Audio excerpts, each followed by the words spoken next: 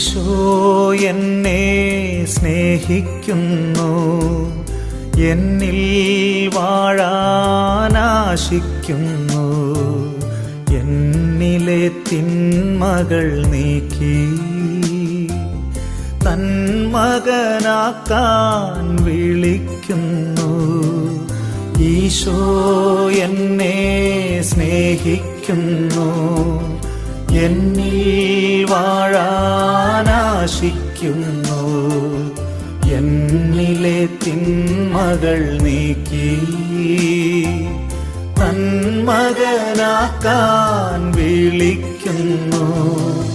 ഹൃദയം തുറന്നീടാം, അനുദിനം സ്തുതി പാടാം. അഴുകിയ ചിന്തകൾ മാറ്റിയ മാനസം തവ തിരുപാദേ സമർപ്പിക്കാം. പിതാവിൻ്റെയും പുത്രൻ്റെയും പരിശുദ്ധാത്മാവിൻ്റെയും നാമത്തിൽ ആമേൻ. ഈശോയിൽ ഏറ്റവും സ്നേഹമുള്ളവരെ, നമ്മളിന്ന് ചിന്തിക്കുന്നത് നമ്മുടെ ആത്മാവിൻ്റെ മേഖലകൾ, അല്ലെങ്കിൽ നമ്മുടെ ജീവിതത്തിൻ്റെ ഓരോ മേഖലകളിൽ കർത്താവ് വലിയ കൃപകളും അനുഗ്രഹങ്ങളും എല്ലാം ചൊരിയുവാനായിട്ട് ആഗ്രഹിക്കുകയാണ്. അപ്പോൾ പല രീതിയിലുള്ള തടസ്സങ്ങൾ അതിന് കാരണമായിട്ടുണ്ട്. അതുമായിട്ട് ബന്ധപ്പെട്ട ഒരു മേഖലയെക്കുറിച്ചാണ് നമ്മൾ ചിന്തിക്കുന്നത്. നമ്മൾ ബൈബിളിൽ യോഹന്നാൻ എഴുതിയ സുവിശേഷം 8-ാം അധ്യായത്തിൽ വ്യഭിചാരത്തിൽ പിടിക്കപ്പെട്ട ഒരു സ്ത്രീയെക്കുറിച്ച് പറയുന്നുണ്ട്.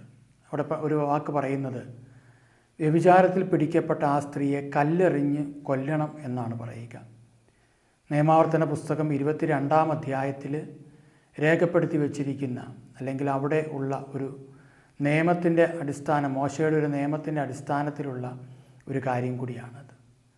ഇന്നത്തെ ഈ സന്ദേശം വ്യഭിചാരം ചെയ്തുകൊണ്ടിരിക്കുന്നവരോ അല്ലെങ്കിൽ ഏതെങ്കിലും രീതിയിൽ അങ്ങനെ ചെയ്ത് അതിൻ്റെ കുറ്റബോധത്തിൽ കഴിയുന്ന വ്യക്തികളുണ്ടെങ്കിൽ, ഇനി ചെയ്തവരെ കല്ലെറിയുന്ന അവസ്ഥയിൽ കഴിയുന്ന അല്ലെങ്കിൽ കല്ലെറിയുന്നവരുണ്ടെങ്കിൽ, അവർക്കെല്ലാവർക്കും കൂടിയുള്ള ഒരു സന്ദേശം കൂടിയാണ് ഇത്. അപ്പോൾ വ്യഭിചാരത്തിൻ്റെ ഒരു മേഖലയിലൂടെ കടന്നു പോകുന്ന, അല്ലെങ്കിൽ ആ പാപത്തിൻ്റെ ബന്ധനം ഈശോ പറഞ്ഞ രീതി അനുസരിച്ചാണെങ്കിൽ മത്തായി സുവിശേഷം 5-ാം അധ്യായത്തിൽ നമ്മളത് വിശദമായിട്ട് വായിക്കുന്നുണ്ട്. അപ്പോൾ നമ്മളിന്ന് ആ മേഖലയെക്കുറിച്ച് വ്യഭിചാരത്തെക്കുറിച്ചല്ല, തീർച്ചയായിട്ടും അതിൽ ആ ഒരു സംഭവത്തിൽ നിന്ന് കടന്നു വന്നിരിക്കുന്ന മറ്റു ചില മേഖലകളും കൂടി നമ്മളൊന്ന് ചിന്തിക്കുകയാണ്. അതുകൊണ്ട് നമ്മുടെ ശരീരത്തിൻ്റെ പരിശുദ്ധി എത്രത്തോളം നമ്മൾ കാത്തു സൂക്ഷിക്കണം, അതിനെക്കുറിച്ച് ആഴമായ പഠനങ്ങളിലേക്ക് നമ്മൾ പിന്നെ കടന്നു വരും. ഞാനിത് ഈ ഒരു ഭാഗം മാത്രം ഒന്ന് ചിന്തിക്കാൻ വേണ്ടി നമ്മൾ ഒന്ന് ഒരുങ്ങുകയാണ്. നമ്മുടെ തന്നെ ഒരു വിശുദ്ധീകരണത്തിനും നമ്മൾ മറ്റുള്ളവരെ കല്ലെറിയുന്ന ഒരു സ്വഭാവത്തിലേക്ക് കടന്നു വരുന്ന മനോഭാവത്തിലുമൊക്കെ ആ മേഖലകളുമായിട്ട് ബന്ധപ്പെട്ട ചില കാര്യങ്ങൾ ചിന്തിക്കുകയാണ്. അപ്പോൾ ഇവിടെ നമ്മൾ കാണുന്ന ചില കാര്യങ്ങൾ നമ്മളും അതിനകത്ത് ഉൾപ്പെട്ടിട്ടുണ്ടോ എന്നുകൂടി നമുക്ക് ചിന്തിക്കുവാനായിട്ട് സാധിക്കട്ടെ. പ്രിയമുള്ളവരെ, നമ്മുടെ ഓൺലൈൻ ധ്യാനം ഈ വരുന്ന വെള്ളി, ശനി, ഞായർ ദിവസങ്ങളിലുണ്ട്. താല്പര്യമുള്ള എല്ലാവരും പങ്കെടുക്കണം. മറ്റുള്ളവർക്ക് അതിൻ്റെ സന്ദേശങ്ങൾ അയച്ചു കൊടുക്കണം. നിരവധി പേര് ആത്മീയമായിട്ടും മാനസികമായിട്ടും ശാരീരികമായിട്ടും ഒക്കെ തകർന്ന അവസ്ഥയിൽ കഴിയുന്നവരുണ്ട്. ഒരു ധ്യാനം പോലും കൂടാത്തവരുണ്ട്. ആഗ്രഹിച്ചു, പക്ഷേ രോഗങ്ങളോ ബുദ്ധിമുട്ടോ കാരണം വീട്ടിൽ തന്നെ ഒതുങ്ങിക്കൂടേണ്ടതായി വന്നിരിക്കുന്നു. ധ്യാനം കൂടണമെന്ന് ആഗ്രഹമുണ്ട്, പക്ഷെ പോകാൻ പറ്റുന്നില്ല ധ്യാനേന്ദ്രങ്ങളിലേക്ക്. അങ്ങനെയുള്ളവരെയും, എന്നാൽ ഒരുപാട് ധ്യാനം കൂടിയിട്ടും എൻ്റെ ജീവിത അവസ്ഥകൾക്ക് മാറ്റമില്ലാതെ തുടരുന്നു, ഒരു വലിയ തകർച്ചയിലാണ് ഞാൻ, ഒരുപാട് പ്രാർത്ഥിക്കുന്നുണ്ട്, പക്ഷേ ഒരു നിരാശ, ദുഃഖം, ആത്മഹത്യ ചിന്ത അല്ലെങ്കിൽ ഒരു പ്രത്യാശയില്ലാത്ത അവസ്ഥയുണ്ടെങ്കിൽ അവരൊക്കെ ഈ ധ്യാനത്തിൽ സംബന്ധിക്കുക. മറ്റൊന്ന്, നമ്മൾ കർത്താവ് നൽകിയ ഒരു സന്ദേശം അനുസരിച്ച് ഓൺലൈൻ വഴിയുള്ള കൗൺസിലിംഗ് ശുശ്രൂഷ കൂടി നമ്മൾ ആരംഭിക്കുകയാണ്. നമുക്കൊരു 21 ദിവസത്തെ താമസത്തുള്ള ഉപവാസ പ്രാർത്ഥനയുണ്ട്. അത് കഴിഞ്ഞും ഓൺലൈൻ വരുന്നുണ്ട്. പിന്നെ അപ്പോൾ താമസത്തുള്ളതാണ് കുറച്ചുകൂടെ പവർഫുള്ളായിട്ടുള്ളത്. അതുപോലെ താമസത്തുള്ള ധ്യാനങ്ങളുണ്ട്. നമുക്ക് കർത്താവിൻ്റെ സന്നിധിയിൽ നിരന്തരം പ്രാർത്ഥിക്കുവാനുള്ള സംവിധാനങ്ങളൊക്കെ ഉണ്ട്. അപ്പോൾ നിങ്ങൾ ഈ ഓൺലൈൻ ശുശ്രൂഷകൾ മറ്റുള്ളവർക്ക് പങ്കുവെച്ച് കൊടുക്കുക, നിങ്ങൾ ആ ശുശ്രൂഷകളിൽ പങ്കാളികളാക്കുക എന്നുകൂടി ഞാനൊന്ന് ഓർമ്മപ്പെടുത്തുകയാണ്. പ്രിയമുള്ളവർ, നമ്മൾ ബൈബിളിൽ കാണുന്ന ഒരു കാര്യമാണ് യോഹന്നാൻ സുവിശേഷം 8-ാം അധ്യായത്തിൻ്റെ 3 നമ്മളിങ്ങനെ വായിക്കുന്നു. വ്യഭിചാരത്തിൽ പിടിക്കപ്പെട്ട ഒരു സ്ത്രീയെ നിയമജ്ഞരും പരീശരും കൂടെ അവൻ്റെ അടുക്കൽ കൊണ്ടുവന്ന് നടുവിൽ നിർത്തി. അവർ അവനോട് പറഞ്ഞു, ഗുരു, ഈ സ്ത്രീ വ്യഭിചാരത്തിൽ പിടിക്കപ്പെട്ടവളാണ്. ഇങ്ങനെയുള്ളവരെ കല്ലെറിയണമെന്നാണ് മോശ നിയമത്തിൽ കൽപ്പിച്ചിരിക്കുന്നത്. നീ എന്തു പറയുന്നു? ഇത് ബൈബിൾ നമ്മൾ വായിക്കുമ്പോൾ കാണാൻ പറ്റും.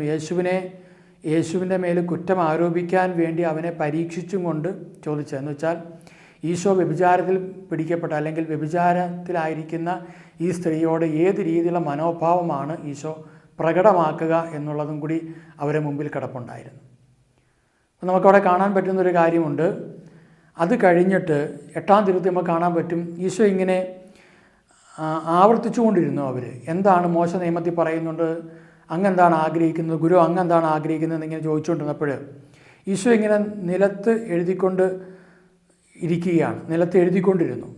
അവർ ആവർത്തിച്ച് ചോദിച്ചു കൊണ്ടിരുന്നതിനാൽ ഈശോ അവരോട് പറഞ്ഞൊരു വാക്കുണ്ട്, നിങ്ങളിൽ പാപം ഇല്ലാത്തവൻ ആദ്യം അവളെ കല്ലെറിയട്ടെ. നമ്മൾ ഒരുപാട് കേട്ടൊരു കാര്യമാണ്, നിങ്ങൾ പാപമില്ലാതെ എന്ന് വെച്ചാൽ കല്ലെറിയാൻ വന്നവർക്ക് കൂടി ഒരു പാപബോധം ഈശോ അവിടെ നൽകുകയാണ്. കല്ലെറിയാൻ വന്നവർക്ക് കൂടി ഒരു പാപബോധം, അവരും പാപികളാണ് എന്നുള്ള ബോധം. അത് ഈശോ വ്യക്തമാക്കുന്നത് നമുക്ക് മത്തായി സുവിശേഷം 5-ാം അധ്യായത്തിൻ്റെ 27 നമ്മളിങ്ങനെ കാണുന്നുണ്ട്. വ്യഭിചാരം ചെയ്യരുത് എന്ന് കൽപ്പിച്ചിട്ടുള്ളത് നിങ്ങൾ കേട്ടിട്ടുണ്ടല്ലോ, എന്നാൽ ഞാൻ നിങ്ങളോട് പറയുന്നു, ആസക്തിയോടെ സ്ത്രീയെ നോക്കുന്നവൻ ഹൃദയത്തിൽ അവളുമായി വ്യഭിചാരം ചെയ്ത് കഴിഞ്ഞു. അങ്ങനെ എഴുതിയിരിക്കുന്നത്. ആസക്തിയോടെ സ്ത്രീയെ നോക്കുന്നവൻ അവളുമായി ഹൃദയത്തിൽ വ്യഭിചാരം ചെയ്ത് കഴിഞ്ഞു. വ്യഭിചാരം ചെയ്തേക്കാവുന്നോ ചെയ്യാമെന്നോ അല്ല, ചെയ്ത് കഴിഞ്ഞു. അപ്പോൾ ഒരു വ്യക്തി ഹൃദയത്തിൽ വ്യഭിചാരം ചെയ്ത് കഴിഞ്ഞു. അതാണ് പിന്നെ ശരീരത്തിലേക്കും മറ്റ് മേഖലകളിലേക്കും പോകുന്നത്. പ്രിയമുള്ളവരെ, നമ്മുടെ ക്രിസ്തീയ ജീവിതത്തിൻ്റെ ഒരു പ്രത്യേകത നമ്മൾ തിരിച്ചറിയേണ്ടത്, ക്രിസ്തുവിൽ വിശ്വസിക്കുന്നവരെയാണ് ക്രിസ്ത്യാനി എന്ന് വിളിക്കുക, ക്രിസ്തുവിൻ്റെ വചനം അനുസരിക്കുന്നവരെയാണ്. അങ്ങനെയെങ്കിൽ ഈ കാലഘട്ടങ്ങളിൽ ക്രിസ്തുവിൽ വിശ്വസിക്കുന്ന ഒരു വ്യക്തിയെ സംബന്ധിച്ചിടത്തോളം, പ്രത്യേകിച്ച് നമ്മുടെ കത്തോലിക്കരുടെ ഇടയിൽ വ്യാപകമായിക്കൊണ്ടിരിക്കുന്ന ഒരു മേഖലയാണ്, വിദേശ രാജ്യങ്ങളിൽ നിന്നോ അല്ലെങ്കിൽ മറ്റുള്ളവർ ചെയ്യുന്നതൊക്കെ കണ്ട് അത് അനുകരിച്ചു പോകുന്ന ഒരു മേഖല നമുക്ക് കാണാൻ പറ്റും. വിവാഹമെന്ന ഉടമ്പടിയിലൂടെ വിവാഹ ദിവസം പരിശുദ്ധ കുർബാനയിലൂടെ ഉടമ്പടി അവർ സ്ഥാപിക്കുകയാണ്. ദൈവവുമായിട്ടും മനുഷ്യനുമായിട്ടുള്ള ഉടമ്പടിയിൽ ആ വിവാഹബന്ധ ഉടമ്പടി അവിടെ ദാമ്പത്യ വിശ്വസ്തതയിലേക്ക് വരികയാണ്. അതിനു മുമ്പുള്ള ഒരു പ്രക്രിയയും ദൈവം അനുവദിക്കുന്നില്ല. അതിനു മുമ്പുള്ള എല്ലാവിധ സ്ത്രീയും പുരുഷനും തമ്മിലുള്ള, വിവാഹം കഴിക്കാൻ പോകുന്ന വ്യക്തിയാണെങ്കിൽ പോലും അവർ തമ്മിലുള്ള എല്ലാ ഇടപാടുകളും പരിശുദ്ധമല്ലാത്ത രീതിയിൽ ഇന്ന് ആയിക്കഴിഞ്ഞു. സേവ് ദ ഡേറ്റ്, പിന്നെ അതുപോലെ ലിവിങ് ടുഗദർ എന്നൊക്കെ പറഞ്ഞ് ഒരുമിച്ച് താമസിക്കുക. പറയുന്നത് എങ്ങനെയാണ്, അവൾക്ക് എന്നെ അറിയാം, എനിക്ക് അവളെ അറിയാം, ഞങ്ങൾ തമ്മിൽ യാതൊരു കുഴപ്പവുമില്ല. എന്തുകൊണ്ട് ഇങ്ങനെ ഒരു അവസ്ഥയിലേക്ക് പോകുന്നു? ഒരുമിച്ചുള്ള താമസത്തിൽ വരുന്ന ചില പ്രക്രിയകൾ, അതുപോലെ തന്നെ ഈ ദിവസം ഓർക്കാൻ വേണ്ടിയിട്ടുള്ളതിന് വേണ്ടുന്ന ഫോട്ടോഷൂട്ടുകളും മറ്റു കാര്യങ്ങളും, ഇതെല്ലാം ദൈവവചനം വെച്ച് നോക്കുമ്പോൾ വലിയ അപകടത്തിലേക്കാണ് ഒരു ക്രിസ്ത്യാനി കടന്നു പോകുന്നത്. അപ്പോൾ ചോദിക്കും, മറ്റുള്ളവർക്കോ?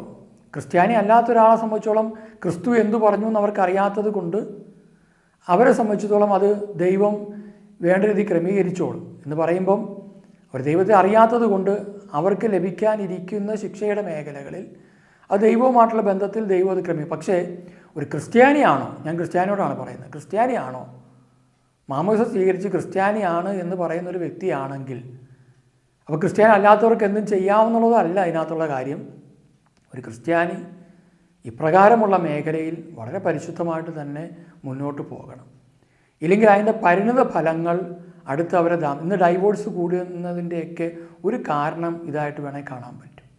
കാരണം പലപ്പോഴും ദൈവത്തിൻ്റെ കൃപ അവിടെ പ്രവർത്തിക്കാതെ വരുമ്പോൾ മനുഷ്യൻ്റെ വേർപെടുത്തലുകൾ, മത്തായി സുവിശേഷം 19:6, ദൈവം യോജിപ്പിച്ചു പക്ഷെ മനുഷ്യൻ വേർപെടുത്തി. പക്ഷെ പലയിടത്തും ദൈവം പോലും യോജിപ്പിച്ചിട്ടില്ല പലരെയും. കാരണം ഇതുപോലുള്ള പാപപ്രവൃത്തി ചെയ്ത് പിന്നെ വിവാഹത്തിലേക്ക് പോകുമ്പോൾ അതിൻ്റെ ബാഹ്യമായ ചടങ്ങുകൾ മറ്റു കാര്യങ്ങളൊക്കെ അവിടെ നടക്കുന്നുണ്ടാകാം. പക്ഷേ അവിടെ ആത്മീയ മേഖലയിൽ പരിശുദ്ധാത്മാവ് പ്രവർത്തിക്കണമെന്നില്ല. അപ്പോൾ അത് ഒരു അപകടത്തിന് കാരണമാണ്. അപ്പം അങ്ങനെയെങ്കിൽ ഈ വക പാപങ്ങളെ, ഈ മേഖലകളെല്ലാം ഓർത്ത് അനുദപിച്ച് കഴിയുമ്പോഴാണ് മക്കൾക്ക് സൗഖ്യം, തലമുറകൾക്ക് സൗഖ്യം, കുടുംബത്തിന് സൗഖ്യമൊക്കെ ലഭിക്കുക. പക്ഷേ ഇത് പറയുമ്പോൾ ഒരുപാട് വിമർശനവുമായിട്ടൊക്കെ വരുന്നവരുണ്ട്. അവരൊക്കെ പരിശോധിക്കേണ്ട ഒരു കാര്യമുണ്ട്. ചിലപ്പോൾ നിങ്ങളുടെ മക്കൾ വിവാഹപ്രായമായി കാണണമെന്നില്ല. ആയി കഴിയുമ്പോൾ അവരുടെ ഭാവി ജീവിതത്തെ മനസ്സിൽ കാണുക, അല്ലെങ്കിൽ നിങ്ങളുടെ ദാമ്പത്യ ജീവിതത്തിൽ എപ്രകാരമാണ് നിങ്ങൾ മുന്നോട്ട് പോകുന്നതെന്ന് അറിയുക.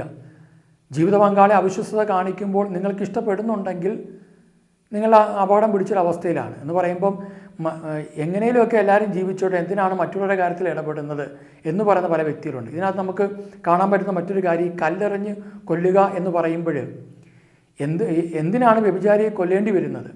അതിൻ്റെ ഒരു വശം കിടക്കുന്നത്, ഈ കല്ലെറിയാൻ വന്നവരെല്ലാം നിരവധി പാപങ്ങൾ അടിമയായിരുന്നു. അതുകൊണ്ടാണല്ലോ അവർ അവിടെ എഴുതി വെച്ചിട്ടുണ്ട്, ഇത് കേട്ടപ്പോൾ മുതിർന്നവർ തുടങ്ങി ഓരോരുത്തരായി സ്ഥലം വിട്ടു എന്ന് എഴുതിയിരിക്കുന്നത്. പിന്നെ അവിടെ യേശുവും നടുവിൽ നിന്ന സ്ത്രീയും മാത്രം അവശേഷിച്ചു. അപ്പോൾ ബാക്കി എല്ലാവരും സ്ഥലം വിട്ടു. അപ്പം ഒരു അപ്പൂപ്പൻ വന്നു, മകൻ വന്നു, കൊച്ചുമക്കൾ വന്നു, എല്ലാവരും കൂടെ അവിടെ ഒരു പെണ്ണിനെ പിടിച്ചിട്ടുണ്ട്, അതിനെ നമുക്ക് കല്ലെറിയണം, എല്ലാവർക്കും കൂടെ പോയി കല്ലെറിയണം. ഇപ്പോഴും നടന്നുകൊണ്ടിരിക്കുന്ന ഒരു കാര്യമാണ് ചില രാജ്യങ്ങളിൽ. അങ്ങനെ കല്ലെറിയാൻ വേണ്ടി കുടുംബപരമായിട്ട് പുരുഷന്മാരാണ് കൂടുതലും അവർ വരികയാണ്. അപ്പോൾ ഈ അപ്പൻ അല്ലെ അപ്പൂപ്പൻ നോക്കുമ്പം അപ്പൂപ്പന് ഒരു 90 വയസ്സുണ്ടെങ്കിൽ 90 വയസ്സുള്ള അപ്പൂപ്പന് ആ 90 വയസ്സ് വരെയുള്ള പാപത്തിൻ്റെ മേഖല കിടപ്പുണ്ട്. അത് ആ വ്യക്തിക്ക് ബോധ്യപ്പെടുകയാണ്. ഇനി ആ വ്യക്തി അവിടെ കല്ലിട്ടുകൊണ്ട് പോകുമ്പം മകൻ നോക്കുമ്പം മകനും അറിയാം, ഞാനും ചില പാപങ്ങൾ ചെയ്തിട്ടുണ്ട്. പലതും, പ്രത്യേകിച്ച് വ്യഭിചാരം അതുപോലത്തെ ചില പാപങ്ങൾ രഹസ്യ പാപങ്ങളായിട്ടാണ് പറയപ്പെടുക.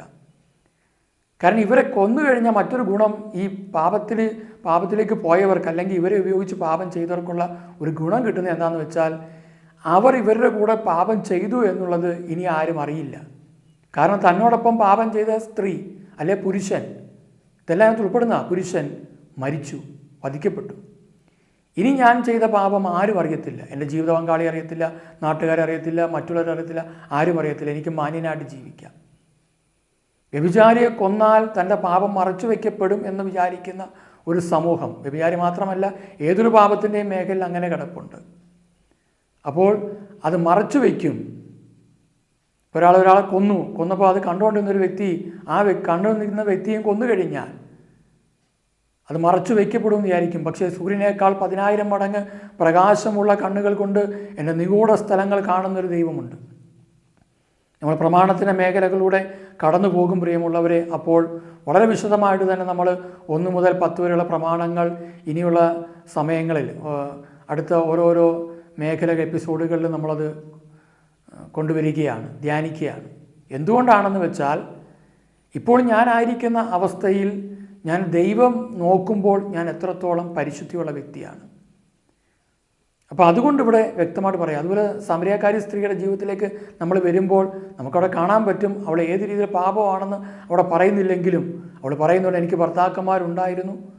ഈശോ പറഞ്ഞു, ഇപ്പോൾ നിൻ്റെ കൂടെയുള്ളവൻ നിൻ്റെ ഭർത്താവല്ല. അപ്പോൾ ഒരു ഭാര്യാഭർത്തൃ ബന്ധം പോലെയുള്ളൊരു ജീവിതം പോലെ നയിച്ചുകൊണ്ടിരിക്കുന്ന ഒരു വ്യക്തി ഈ ലിവിങ് ടുഗദർ എന്നൊക്കെ പറയുന്ന പോലത്തെ തന്നെ ആയിരിക്കാം. പക്ഷെ അതിനകത്തൊക്കെ ഒരുപാട് അസ്വസ്ഥതകളും പ്രശ്നങ്ങളും കിടക്കുന്നത് കണ്ട് ഒരു സ്നേഹത്തിന് വേണ്ടിയുള്ള ആഗ്രഹം, താല്പര്യങ്ങൾ, അവളുടെ ആത്മാവിൻ്റെ ദയനീയാവസ്ഥ ഈശോ കണ്ടിട്ട് പറഞ്ഞു, മനുഷ്യൻ തരുന്ന ജലം കുടിച്ചാൽ നിനക്ക് വീണ്ടും ദാഹിക്കും, എന്നാൽ ഞാൻ തരുന്ന ജലം കുടിച്ചാൽ നിനക്ക് ഒരിക്കലും ദാഹിക്കുകയില്ല. അങ്ങനെ ക്രിസ്തുവിനോടൊപ്പം ചെലവഴിച്ച അല്പനേരം തന്നെ അവളൊരു വലിയ അനുഭവത്തിലേക്ക് വരികയാണ്. അവളുടെ ജീവിതത്തിൽ വലിയ മാറ്റങ്ങൾ സംഭവിക്കുന്നു. നമ്മൾ പിന്നെ കാണുന്നൊരു കാര്യം, അവൾ നേരെ സമരിയ ദേശത്തേക്ക്, തന്നെ പാപത്തിലേക്ക് വലിച്ചിഴച്ച അല്ലെങ്കിൽ പാപത്തിൻ്റെ ഓരോ മേഖലകളും തന്നോടൊപ്പം പങ്കാളികളായ മനുഷ്യരുടെ ഇടയിലേക്ക് കടന്നു ചെല്ലുകയാണ്. ഇനി ഇവിടെ നമ്മൾ നോക്കുമ്പോൾ ഒരു കാര്യം എനിക്ക് മനസ്സിലാക്കാൻ പറ്റിയൊരു കാര്യം, അവൾ ഇട്ടിരുന്ന ഡ്രസ്സ് ചിലപ്പോൾ മറ്റുള്ളവരെ ആകർഷിക്കുന്നതായിരിക്കാം, അവളുടെ നടപ്പ്, നിപ്പ്, നോട്ടമൊക്കെ. പക്ഷേ അവൾ മാന്യമായ രീതിയിൽ മറ്റുള്ളവർ ആകർഷിക്കപ്പെടാതെ, മറ്റുള്ളവർ ഉതപ്പുണ്ടാകുന്ന രീതിയിലല്ലാതെ ശരിയായ രീതിയിലുള്ളൊരു വസ്ത്രധാരണത്തിലേക്കോ നോട്ടത്തിലേക്കോ സംസാരത്തിലേക്കോ പ്രവർത്തനത്തിലേക്കോ ആ സമരിയാക്കാരി സ്ത്രീ കടന്നു ചെന്നു. അതുകൊണ്ടാണ് അവരെല്ലാവരും അവളുടെ അടുക്കിലേക്ക് വന്നിട്ട് അവർ പറയുകയാണ്, നീ കണ്ട ആ യേശുവിനെ ഞങ്ങളും കണ്ടു, അവനാണ് ലോകരക്ഷകൻ. ഒരു പാപിയുടെ മാനസാന്തരം നിരവധി പേരെ മാനസാന്തരത്തിലേക്ക് നയിക്കുന്നു. ഇന്ന് മാനസാന്തരം കുറഞ്ഞതിൻ്റെ ഒരു കാരണം കല്ലെറിയാൻ ആൾക്കാർ കൂടിപ്പോയതുകൊണ്ടാണ്. എല്ലാവരും കല്ലുകൾ എറിയുന്നു, പക്ഷേ എന്നിലേക്ക് തിരിയുവാനോ അല്ലെങ്കിൽ ഈ പാപം ചെയ്യുന്നവരെ അവരോട് പോയി പറയണമെന്നല്ല, അവരോട് പറയണം. പാപം ചെയ്യുന്നവരെ എനിക്കറിയാമെങ്കിൽ അവരോട് പറയണം. ഒരു സാഹചര്യം എവിടെയെങ്കിലും ലഭിക്കുമെങ്കിൽ അവരോട് പറയണം. ചില പാപം ചെയ്യാനും സാഹചര്യം കിട്ടുമ്പോൾ അവിടെ വെച്ച് അവരെ വിശുദ്ധിയിലേക്ക് കൊണ്ടുവരാൻ നമുക്ക് സാധിക്കണം. പലപ്പോഴും നമ്മൾ വീണുപോകും. നിരവധി പേർ ഇന്ന് വീണുകൊണ്ടിരിക്കുകയാണ്. ഇതൊന്നും കുഴപ്പമില്ല, ഇതൊക്കെ എല്ലാവരും ചെയ്യുന്നതല്ലേ, അതുകൊണ്ട് ഞാനും ചെയ്യുന്നു. പക്ഷേ അതിൻ്റെ പരിണിത ഫലങ്ങൾ ഇന്ന് തലമുറകളിലേക്ക് വ്യാപിച്ചു കൊണ്ടേയിരിക്കുന്നു. അന്നത് കല്ലെറിഞ്ഞ് കൊല്ലണമെന്ന് പറഞ്ഞതിൻ്റെ ഒരു കാരണം, അവിടെ ആ നിയമം കൊണ്ടുവന്നതിൻ്റെ ഒരു കാരണം ബൈബിൾ വായിച്ചുമ്പോൾ കാണാൻ പറ്റും. ഈ വ്യക്തികൾ ജീവിച്ചിരിക്കുക വഴിയായിട്ട് അടുത്ത തലമുറകളിലേക്ക് ഈ പാപം കടന്നു ചെല്ലും. അതുകൊണ്ട് അങ്ങനെയുള്ളവർ വധിക്കപ്പെട്ട് കഴിയുമ്പോൾ അത് വ്യാപിക്കുന്നില്ല, അല്ലെങ്കിൽ രോഗം പോലെ തന്നെ, പകർച്ചവ്യാധി പോലെ തന്നെ അത് പടരാതെ അവിടെ വെച്ച് പൂർണ്ണമായിട്ടും തീരുന്നില്ല എങ്കിലും അതിലൂടെ ഇങ്ങനെയുള്ള വ്യാപനം അവസാനിക്കുകയാണ്. എന്നാൽ ഇന്ന് കരുണയുള്ള ദൈവം നമുക്ക് വീണ്ടും ഒരവസരം തരികയാണ്. മക്കളെ, നിങ്ങൾ തെറ്റ് ചെയ്ത് പോകരുത്. എല്ലാ ദിവസവും ഞാൻ പത്രമൊന്നും വായിക്കാറില്ല, എന്നാലും പത്രങ്ങളിലും മറ്റു വാർത്തകളിലും ഒക്കെ വരുന്ന എല്ലാ വാർത്തകളിലും നമുക്ക് അറിയാൻ പറ്റും, കൊലപാതകമില്ലാത്ത ദിവസമില്ല, ജഡികമായ പാപത്തിൽ പിടിക്കപ്പെടാത്ത ദിവസങ്ങളില്ല. ഇതൊക്കെ തന്നെയാണെന്ന് വാർത്തകൾ. മോഷണം, കൊലപാതകം, ജഡിക പ്രവർത്തികൾ ഇതെല്ലാം ഇന്ന് സംഭവിച്ചുകൊണ്ടിരിക്കുകയാണ്. കല്ലെറിയാൻ നിരവധി പേർ തുറന്നുകൊണ്ടിരിക്കുമ്പോൾ യൂദാസ് ലീഗ പറയുന്ന ഒരു വാക്കുണ്ട്. യൂദാസ് ലീഗയുടെ പുസ്തകത്തിൽ ഒറ്റ അധ്യായമേ ഉള്ളൂ, അതിൻ്റെ 23 പറയുന്നു, അഗ്നിയിൽ അകപ്പെട്ടവരെ പിടിച്ചു കയറ്റുവിൻ. എന്ന് വെച്ചാൽ തീ കിടക്കുന്നവരെ പിടിച്ചു കയറ്റണം. ഈ അഗ്നി എന്ന് ഉദ്ദേശിക്കുന്നത് ജഡിക ബന്ധനത്തിൽ കഴിയുന്നവരെന്നുള്ള ഉദ്ദേശം കൂടി. അതുകൊണ്ട് അടുത്ത വാക്ക് പറയുകയാണ്, മാംസദാഹത്താൽ കളങ്കിതരായവരുടെ വസ്ത്രത്തെ പോലും വെറുത്തുകൊണ്ട്. മാംസദാഹത്താൽ, ശരീരത്തോടുള്ള താല്പര്യത്താൽ, ജഡിക വ്യാപാരത്താൽ, അത് സ്വർഗഭോഗമാണെങ്കിലും സ്വയംഭോഗമാണെങ്കിലും അതുമായിട്ട് ബന്ധപ്പെട്ട് ഇഷ്ടം പോലെ നിരവധി കിടപ്പുണ്ടെന്ന്. ഇതൊക്കെ സോദോം ഗമോറ പോലെ ആയിക്കൊണ്ടിരിക്കുന്നു. ലോത്തിൻ്റെ കാലഘട്ടം പോലെയും അതുപോലെ തന്നെ ഇഷ്ടമുള്ള രീതിയിൽ ജീവിക്കുന്ന നോഹയുടെ കാലഘട്ടം പോലെയൊക്കെ ആയിത്തീർന്നു ലോകം. നമ്മൾ അന്ത്യകാലത്തിലാണ് ജീവിച്ചിരിക്കുന്നത്. അതുകൊണ്ട് കർത്താവിൻ്റെ വരവിന് വേണ്ടി ഒരുങ്ങുന്നൊരു വ്യക്തി വ്യക്തമായിട്ട് മനസ്സിലാക്കുക, കർത്താവ് ആഗ്രഹിക്കുന്ന ഒരു പരിശുദ്ധി എനിക്ക് ആവശ്യമാണ്. ഇതിന് ഒരുപാട് മേഖലകളുണ്ട്, നമുക്ക് അതിലേക്കൊക്കെ പിന്നെ പോകാം. അവിടെ പറയുകയാണ്, വസ്ത്രത്തെ പോലും വെറുത്തുകൊണ്ട് ഭയത്തോട് അവരോട് കരുണ കാണിക്കുവിൻ. അവരോട് കരുണ കാണിക്കണം. അവരെ വെറുക്കാനല്ല, അവരെ വസ്ത്രത്തെ വെറുക്കുക എന്ന് പറയുമ്പം ആ വ്യക്തി ഉപയോഗിക്കുന്ന സകല വസ്തുവകളുടെ മേലും ഒരു വലിയ സ്വാധീനം ആ വ്യക്തിയിലുണ്ട്. അതുമായിട്ട് ബന്ധപ്പെട്ട മേഖലകളിലും കിടപ്പുണ്ട്. ഒരു വിശുദ്ധന് ഉപയോഗിച്ച വസ്തുവകകളിൽ ആ വിശുദ്ധിയുടെ സാന്നിധ്യമുള്ളതിനെയാണ് നമ്മൾ തിരുശേഷിപ്പ് എന്ന് പറയുന്നത്. അങ്ങനെയെങ്കിൽ അശുദ്ധിയുള്ള ഒരു വ്യക്തിയുടെ ഉപയോഗിക്കുന്ന സകല വസ്തുക്കളിലും പൈശാചിക സ്വാധീനം കിടപ്പുണ്ട്. ഈ സ്വാധീനം കടന്നു വരിക വഴിയായിട്ട് വീണ്ടും വീണ്ടും അതിൻ്റെ അടിമത്തങ്ങളിലേക്ക് മനുഷ്യൻ പോകുന്നു. അതുകൊണ്ട് പറയുകയാണ്, അവരോട് നമ്മൾ കരുണ കാണിക്കണം. അതുകൊണ്ട് നമുക്കൊരു തീരുമാനമെടുക്കണം പ്രിയമുള്ളവരെ ജീവിതത്തിൽ. കർത്താവ് പറയുന്നത് അതുപോലെ തന്നെ ഇന്ന് എന്തുകൊണ്ടാണ് ഈ മേഖലയിൽ ഒരുപാട് വീഴ്ചകൾ വന്നതിൻ്റെ ഒരു കാരണം, പലപ്പോഴും ഇന്ന് ശുശ്രൂഷകർ ഇതിനെക്കുറിച്ച് ഗൗരവമായി പഠിപ്പിക്കുന്നുണ്ടാകാം. പക്ഷേ എന്നെ കേൾക്കുന്ന ആരെങ്കിലും ദൈവവചന ശുശ്രൂഷയോ ആത്മീയ ശുശ്രൂഷകളോ ചെയ്യുന്നവരുണ്ടെങ്കിൽ ഒരു കാര്യം നമ്മൾ മനസ്സിലാക്കുക, മുൻകാലങ്ങൾ എന്തായിക്കൊള്ളട്ടെ, പക്ഷേ ഇനിയെങ്കിലും മുന്നോട്ട് പോകുവാൻ നമുക്ക് സാധിക്കണം. അത് പരിശുദ്ധിയിലായിരിക്കണം. പ്രത്യേകിച്ച് ഈ മേഖലകളിൽ വളരെ പരിശുദ്ധിയിലായിരിക്കണം. കൊരിന്ത്യർക്കാർക്ക് എഴുതിയ ലേഖനം 1 കൊരിന്ത്യർ 9:27 പറയുന്നുണ്ട്, മറ്റുള്ളവരോട് സുവിശേഷം പ്രസംഗിച്ച ഞാൻ തന്നെ തിരസ്കൃതനാകാതിരിക്കുന്നതിന് എൻ്റെ ശരീരത്തെ ഞാൻ കർശനമായി നിയന്ത്രിച്ച് കീഴടക്കുന്നു. എൻ്റെ ശരീരത്തെ ഞാൻ കർശനമായി നിയന്ത്രിച്ച് കീഴടക്കുന്നു എന്ന് വെച്ചാൽ, ഒരു ശുശ്രൂഷകൻ ഈ പാപം ചെയ്യുമ്പോൾ മറ്റുള്ളവരത് പറയാൻ പറ്റുന്നില്ല. അത് ആ വ്യക്തിയുടെ മേലുള്ള അഭിഷേകം, കൃപ നഷ്ടപ്പെട്ടു കഴിഞ്ഞു. പിന്നെ ഈ പറയാമെന്നുള്ളതേ ഉള്ളൂ. അതുകൊണ്ടാണ് പറഞ്ഞത്, സുവിശേഷം പ്രസംഗിക്കാൻ പറ്റും, പക്ഷേ ഞാൻ തിരസ്കൃതനാകപ്പെടും. എവിടുന്നാണ്?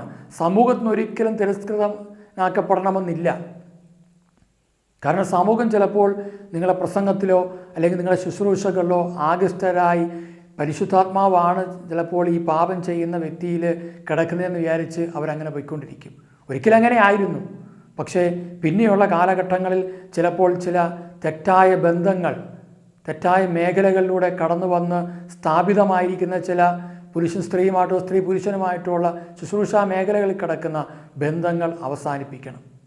ഇല്ലെങ്കിൽ കർത്താവ് എന്നെ പുറത്താക്കും എന്ന് തന്നെയാണ്. തിരസ്കൃതനാകാതിരിക്കാൻ, കർത്താവിന് മുമ്പിൽ നിന്നാണ് തിരസ്കൃതനാകാതിരിക്കാൻ ഞാൻ എൻ്റെ ശരീരത്തെ ഞാൻ കർശനമായി നിയന്ത്രിച്ച് കീഴടക്കണം, ആത്മാവിനാൽ നിഹനിക്കണം, റോമ 8 പറയുന്ന പോലെ.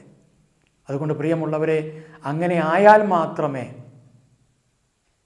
സമൂഹത്തിൽ നിന്ന് ഈ തിന്മയെ പിഴുതുമാറ്റുവാനും കർത്താവിൻ്റെ ഹിതപ്രകാരം ആത്മാക്കളെ നമുക്ക് നേടുവാനും സാധിക്കുകയുള്ളൂ. അതുകൊണ്ട് കല്ലെറിയുന്നവരോട് എനിക്ക് പ്രത്യേകിച്ച് പറയാനുള്ള ഒറ്റ കാര്യം ഇതാണ്: നിങ്ങൾ കല്ലുകൾ താഴെ ഇടുക എന്നുള്ളത് പ്രധാനപ്പെട്ടതാണ്. കാരണം ഓരോ മനുഷ്യൻ പാപം ചെയ്തു. പാപം ചെയ്യാത്ത ആരും തന്നെ ഇല്ല. കാരണം നീതിമാനായ ഒരുവൻ പോലും ഇല്ലെന്ന് പറയുന്നു. എല്ലാവരും പാപം ചെയ്തവരാണ്. എന്നാൽ ആ പാപം ഉപേക്ഷിക്കാൻ, തെറ്റുപേക്ഷിക്കാൻ തീരുമാനമെടുക്കുമ്പോൾ കർത്താവിൻ്റെ കരുണ നമ്മുടെ മേലേക്ക് കടന്നു വരികയും ചെയ്ത തെറ്റിനെ ഓർത്ത് നമുക്ക് അനുതപിക്കാൻ പറ്റും. പാപം ഉപേക്ഷിക്കാൻ പറ്റാത്തൊരു വ്യക്തിയെ സംബന്ധിച്ചുള്ള ആ വ്യക്തി എപ്പോഴും ന്യായീകരിച്ചുകൊണ്ടിരിക്കും. ന്യായീകരണങ്ങൾ ഇങ്ങനെ ഓരോ സമയത്തും ഇങ്ങനെ പറഞ്ഞുകൊണ്ടിരിക്കും. അപ്പം ന്യായീകരണത്തിൻ്റെ മേഖല ഉണ്ടെങ്കിൽ അത് അപകടമാണ്. അതുപോലെ തന്നെ ഈ പാപം, ഈ വിചാരം എന്ന് പറയുന്ന പാപം പരിശുദ്ധാത്മാവിനെതിരെയുള്ള പാപമാണ്. കാരണം പരിശുദ്ധാത്മാവിൻ്റെ ആലയമാണ് നമ്മുടെ ശരീരം. 1 കൊരിന്ത്യർ 3 അധ്യായം 16 മുതലുള്ള തിരുവചനങ്ങളിലും അതുപോലെ തന്നെ 15 മുതലുള്ള തിരുവചനങ്ങളിലും 1 കൊരിന്ത്യർ 6 അധ്യായത്തിലും നമ്മൾ ഇത് കൃത്യമായിട്ട് കാണുന്നുണ്ട്. നിങ്ങൾ നിങ്ങളുടെ സ്വന്തമല്ല, നിങ്ങൾ വിലയ്ക്ക് വാങ്ങപ്പെട്ടവരാണ്. ഈശോ നമ്മളെ നേടിയെടുത്തിട്ടുണ്ട്. അതുകൊണ്ട് രോഗങ്ങൾ, തകർച്ചകൾ, ബുദ്ധിമുട്ടുകൾ, ചിലരൊക്കെ പാപം ഉപേക്ഷിക്കത്തില്ല. സഹനമാണെന്ന് പറഞ്ഞ് നടക്കിയ ജീവിതത്തിലെ തകർച്ചകൾ, പാപം ഉപേക്ഷിക്കത്തില്ല. അവർ ഭയങ്കര പ്രാർത്ഥിക്കുന്നവരായിരിക്കാം, പാപം ഉപേക്ഷിക്കുന്നില്ല. തെറ്റുകൾ അവിടെ തന്നെ വെച്ചിരിക്കുകയാണ്.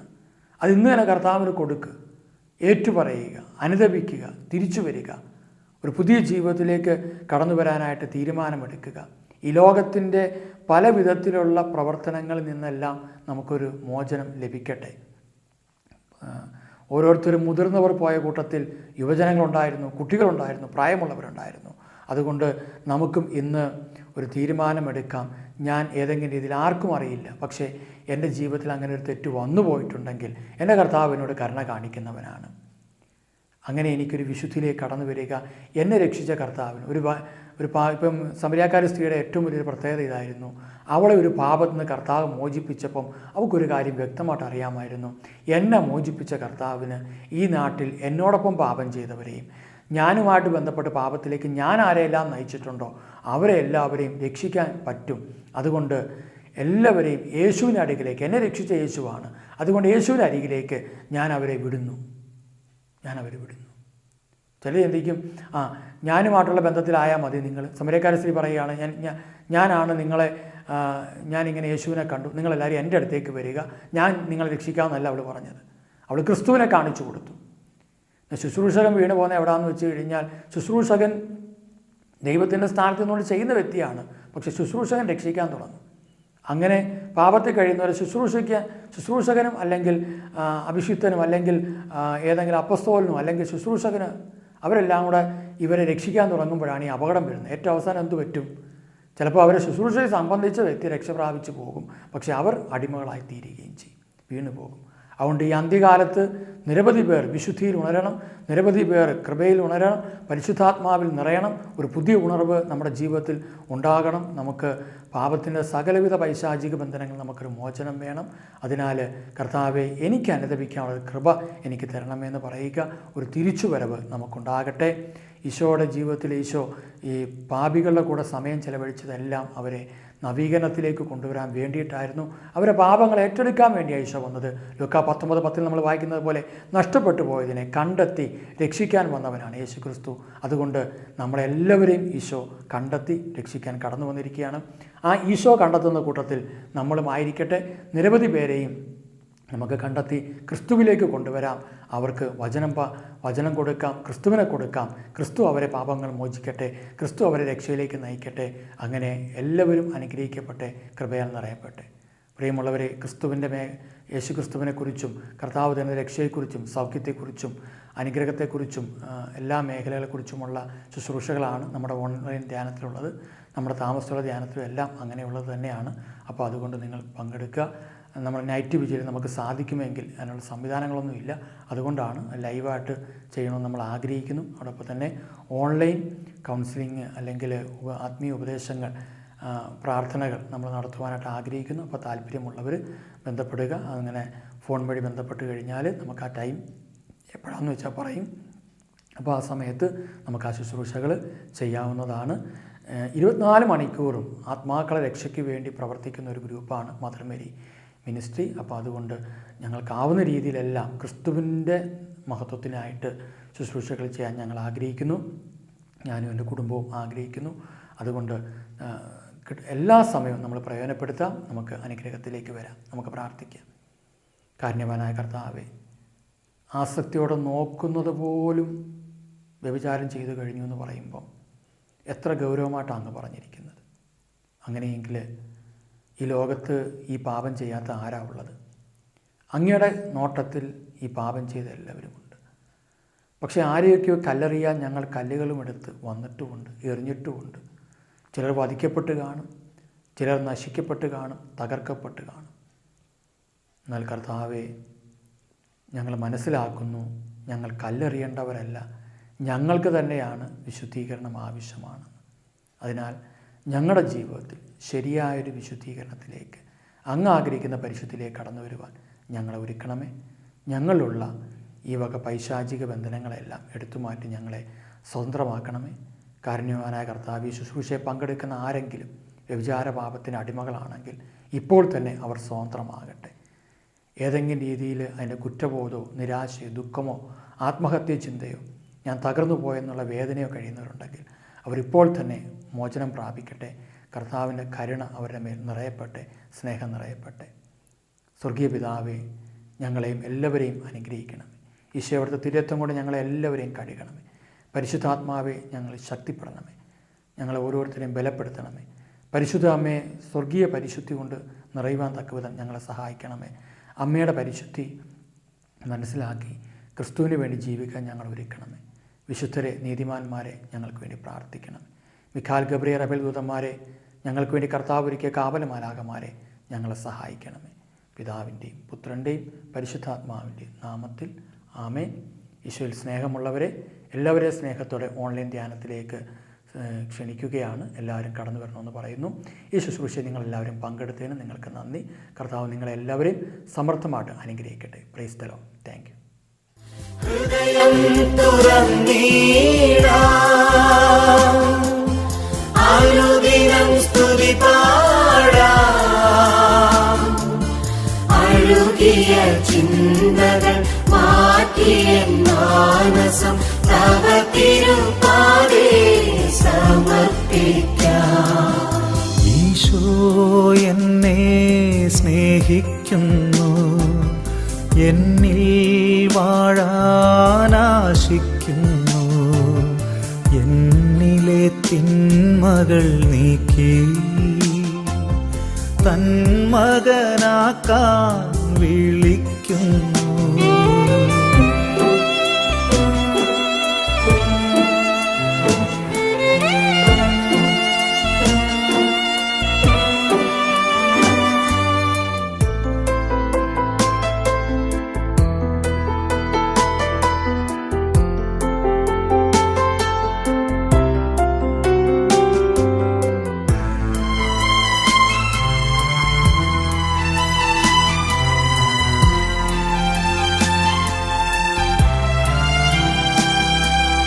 നീ വരുമ്പോഴെന്നുള്ളം എത്ര മാധുര്യമെന്നാഥ, നിന്നെയൊഴിഞ്ഞെൻ്റെ ഉള്ളം അത്രമേൽ ശൂന്യമെന്നാഥ.